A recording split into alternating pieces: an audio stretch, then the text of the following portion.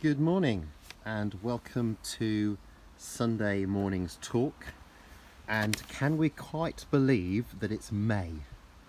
Well, hopefully we can by the weather and the blossom that's out and the bees and everything else and the freshly cut grass in our churchyard. Thank you to some of the churchyard team.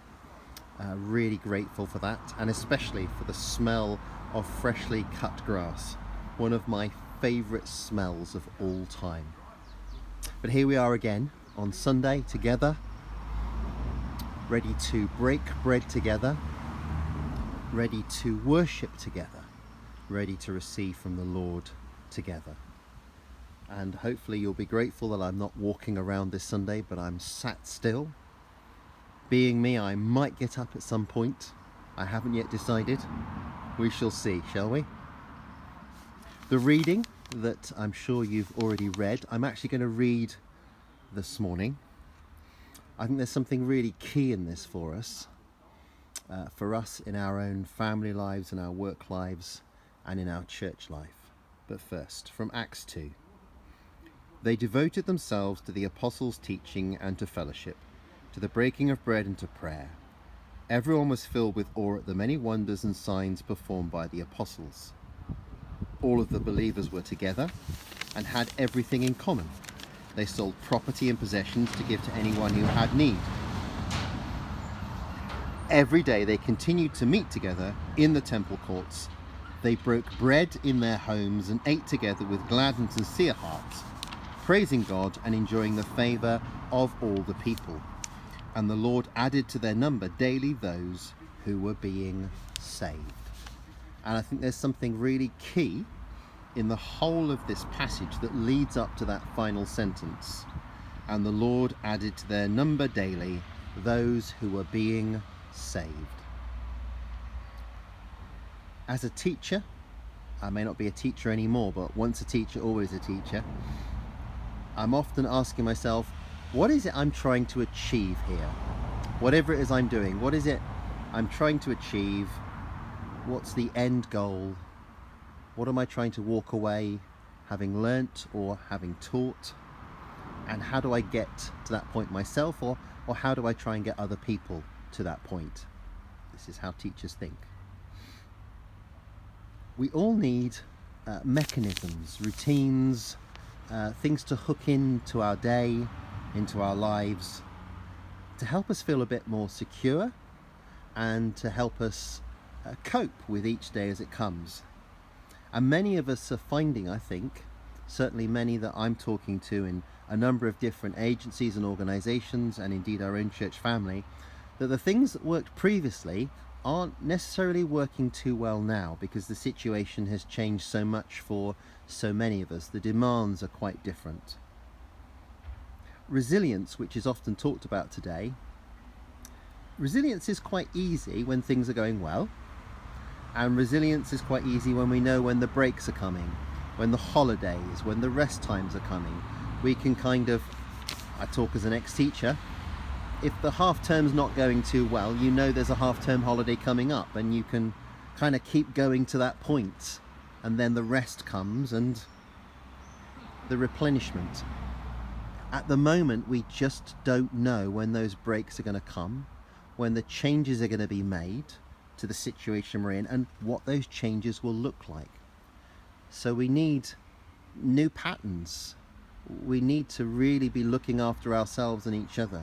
That over communication with friends and family, that checking on each other and on ourselves, and certainly not doing too much.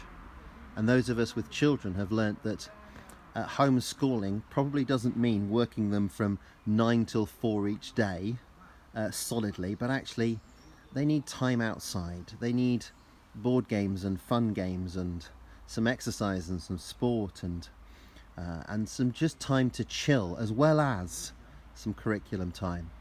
And it's the same with us as adults. Whatever it was we were doing before all of this crisis, this COVID-19 hit us,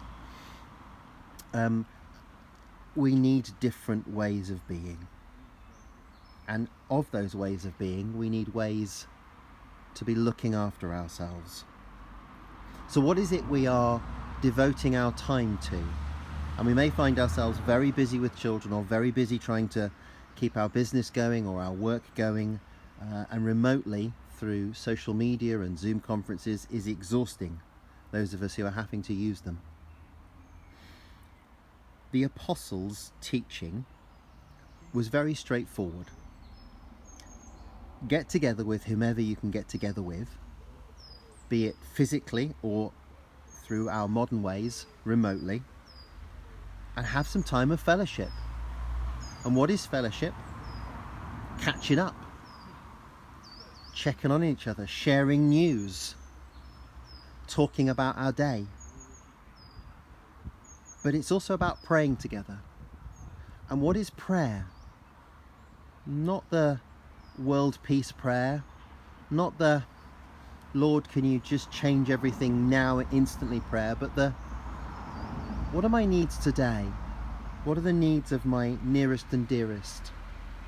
What do I need help with, Lord? Where do I need extra strength or extra patience or your resilience? And what is it, Lord, that I'm not seeing that you can see? How do I see today with your eyes? How do I hear with your ears? How do I understand a little bit better or a little bit clearer what it is I'm going through? Because you are the one who was, who is, and forever will be.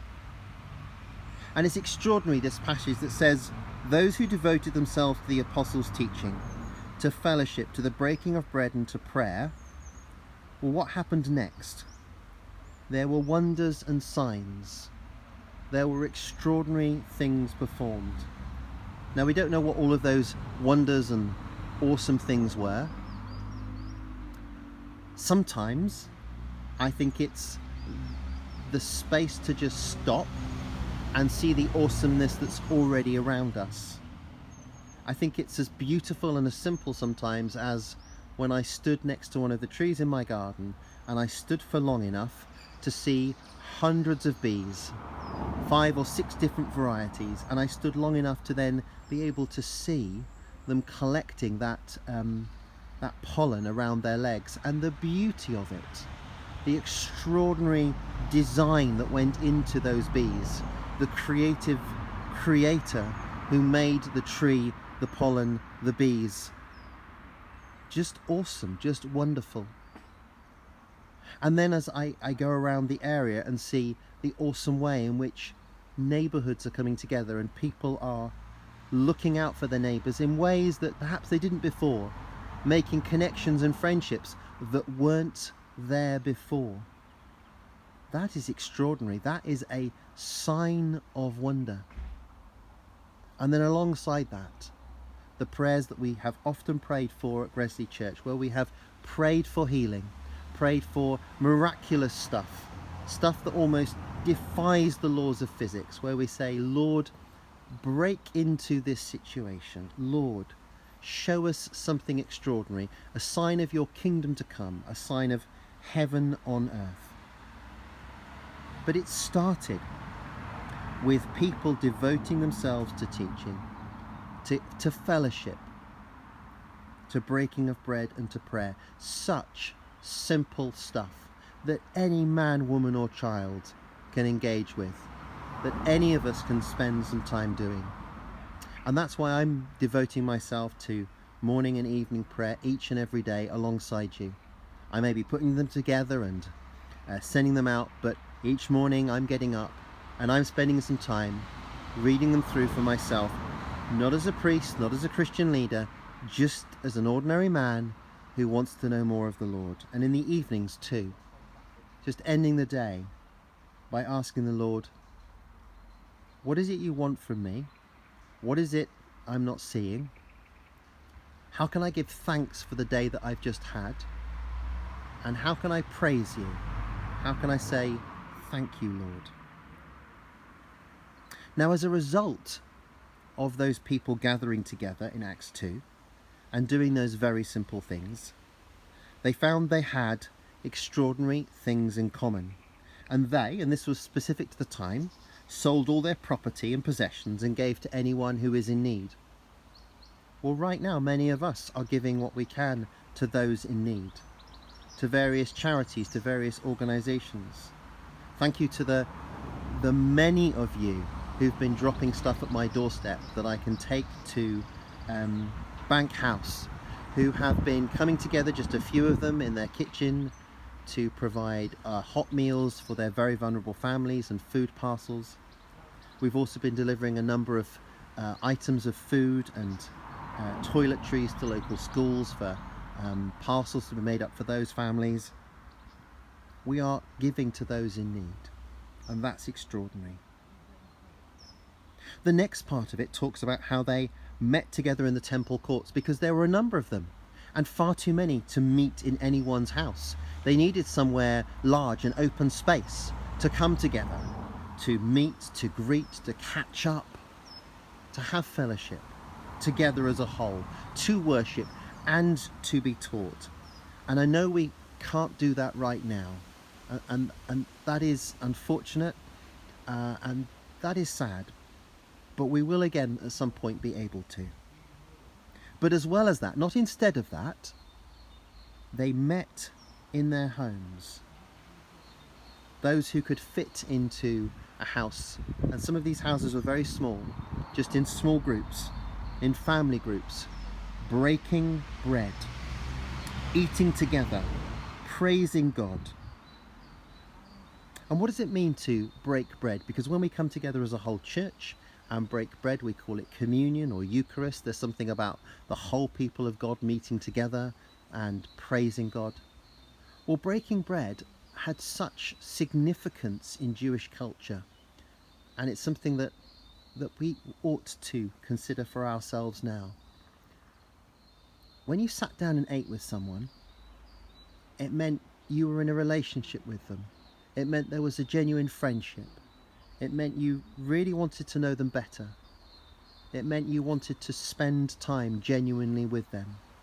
And the breaking of bread goes back to the Passover, where you celebrated God's deliverance, the big picture deliverance in Exodus, but also the deliverance in our own lives. The fact that Christ came to earth to save us, that whilst we were still sinners, God came to earth and became human and lived among us and died for us and rose again. Our personal deliverance story, just giving thanks for that through the simplicity of breaking bread. And I know some of you are physically alone and having to remain isolated, which is why I continue to say, you're never really alone. There are choirs, heavenly choirs of angels rejoicing with you as you break bread physically by yourself. The Lord is with you, sitting with you. And if you want to, you can always phone someone and do it with someone else over the phone. So they broke bread in their homes. They ate together with glad and sincere hearts. They praised God and enjoyed the favour of all these people. And all these things led up to the very end of this passage in Acts 2. And the Lord added to their number daily those who were being saved. Not because of some clever strategy, not because of some great plan from some Christian leader or some church, not because of great performance on stage, because of some awesome band, not because of great sermons or great teaching, but simply because they did simple stuff together. They remembered the simplicity of their daily walk with the Lord, their simplicity of fellowship, the simplicity of prayer and following teaching, the simplicity of breaking bread together if they were able to be together with others, and the simplicity of giving to those in need. Those are extraordinarily simple things that we can all do. And although we cannot be physically gathered together, we can do them together. So my friends, as we come to that point in a moment of breaking bread together, let's, with glad and sincere hearts, praise the Lord and give thanks for all the many wonders and signs that he has performed, is performing, and will continue to perform in our daily lives. God bless you. Amen.